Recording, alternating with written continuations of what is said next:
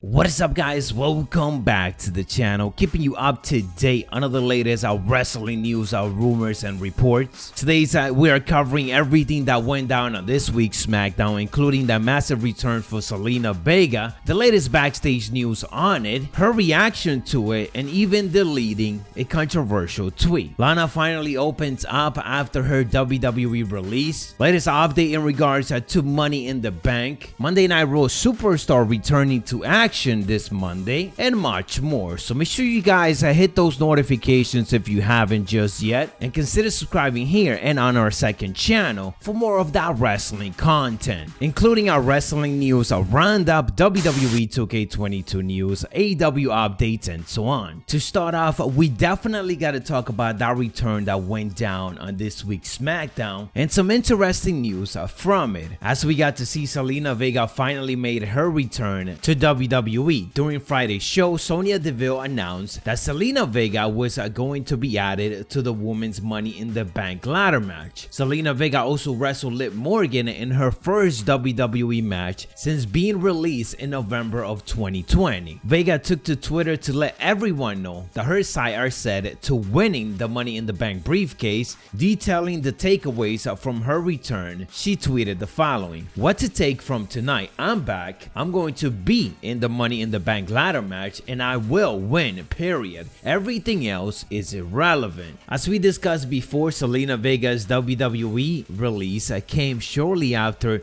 she publicly protested WWE's third-party app ban. A number of her tweets, including the quote-unquote "I support unionization," has since been deleted upon her return to SmackDown. Not really a surprise that she deleted this, obviously with her being back in the company. It wouldn't look good for fans to go back and retweet that and for her to continue having that on her account. As we know, Vince McMahon put out the edit that will ban WWE Star from using these third-party platforms, many of which Zelina Vega was using, and clearly the amount of Superstar going against that didn't really matter. It looks like Vince McMahon ended up winning that matchup, which is unfortunate, but it's not really a surprise. Nonetheless, the focus is on Zelina coming back. She will be joining Asuka, Naomi, Alexa Bliss, Nikki Cross, and Carmella in the Women's Money in the Bank matchup. It's also worth mentioning that according to PW Insider, there were officials in WWE that apologized to Zelina Vega for releasing her. They felt like they did her wrong and she should have never been released. And that is one of the main reasons why she ultimately ended up coming back. They have been in talk for quite a while now. They were just waiting for the right time to bring her back, which I actually don't even think it was the right time, considering that she lost her match back, but at least was to Liv Morgan, who've been ranking up some victories. So there's a positive and then there's a negative. As for what else has been announced for the Money in the Bank pay-per-view on the men's side, we have Kevin Owens being victorious against Sami Zayn in the last man standing match, which was brutal. Sami Zayn ended up sharing some pictures over on Twitter, and man, his back is destroyed. This man got bruises everywhere. With him losing, that means that Kevin Owens will be joining Ricochet, John Morrison, Riddle,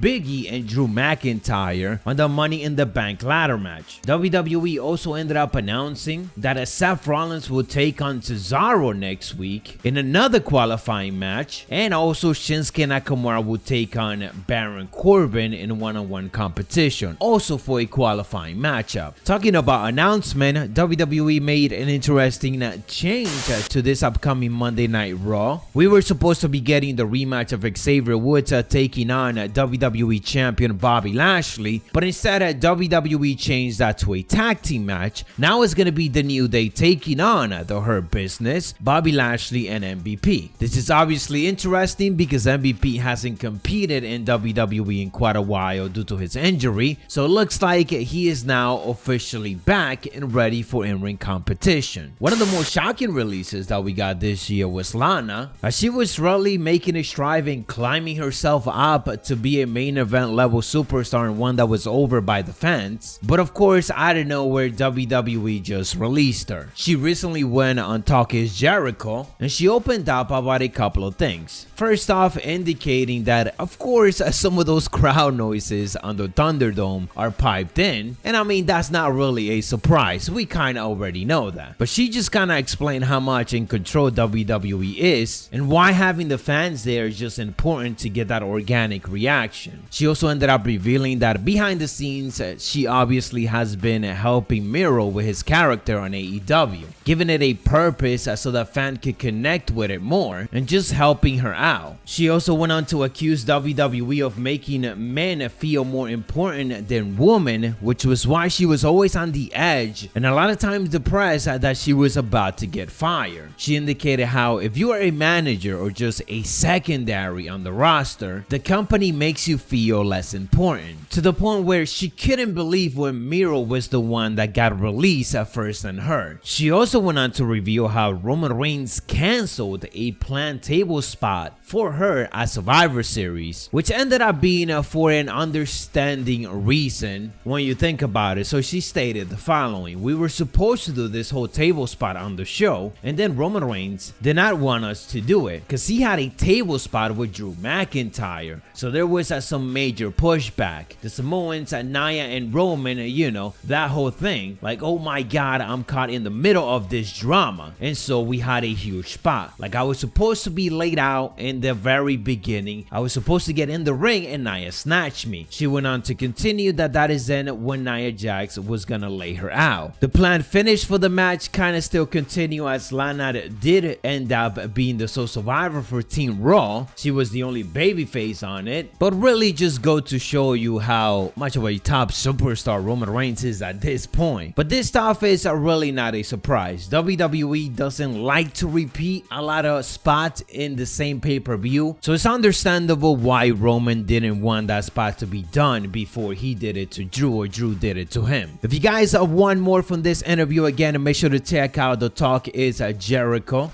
from this past week. As for what went down on this week's SmackDown, we had Edge coming out, basically showing some image from WrestleMania, letting everybody know that the rated R superstar will take that Universal title from Roman and that he does lives on his head. We had Big E and Shinsuke Nakamura defeating Apollo Crews and Baron Corbin. Baron Corbin, who of course has lost his smile, and I'm kind of digging it. I'm interested to see where WWE is headed with this. It's interesting. I feel like we really haven't seen it before. I mean, we've seen people lost their smile before, but they're doing it a bit unique with Baron Corbin, as he is losing everything and just becoming a regular guy. We had Bianca Belair challenging Bayley to an I Quit match at WWE Money in the Bank. Yes, an I Quit match, literally out of nowhere. Here's a WWE just dropping more stipulation just because. Kevin Owens had defeated Sami Zayn in a last man standing Money in the Bank ladder qualifying match, and this was a heck of a match. I would have loved to see these guys go at it for 3 more hours straight. Zelina Vega made her return as she went on to get defeated by Liv Morgan, who's trying to prove a point